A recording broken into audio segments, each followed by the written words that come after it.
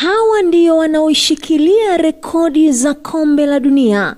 Kombe la dunia mwaka 2026 linalofanyika Marekani, Canada na Mexico tayari ni mchuano uliovunja rekodi. Likiwa na timu 48, ni kombe la dunia kubwa zaidi katika historia, likileta ongezeko la 50% kutoka kwa timu 32 ambazo zimeshiriki kombe la dunia mwaka 1998 nchini Ufaransa. Lakini kuna rekodi nyingi zaidi ambazo zinaweza kuvunjwa mwaka huu, ikiwa ni pamoja na dakika nyingi za kucheza, mabao mengi ya mtu binafsi na mabao mengi ya timu. Mtazamo wa rekodi unaangazia taifa gani limeshinda kombe la dunia mara nyingi zaidi. Katika historia ya miaka 96 ya kombe la dunia la FIFA kwa wanaume, ni mataifa 8 pekee ndiyo yameshinda mashindano hayo. Kati ya mataifa hayo 8, 6 yameshinda mara nyingi. Brazil wanashikilia rekodi ya kushinda mara nyingi zaidi kombe la dunia kwa mara 5, wakiibuka washindi mwaka 1958, 1962, 1970, 1994 na 2002. Ujerumani na Italia ndiyo mataifa yanayofuata kwa mafanikio zaidi kwa kutwaa vikombe 4 kila moja. Ushindi wa mara 3 wa Ujerumani ulikuwa chini ya jina la Ujerumani Magharibi, kabla ya taifa hilo kuunganishwa na Ujerumani Mashariki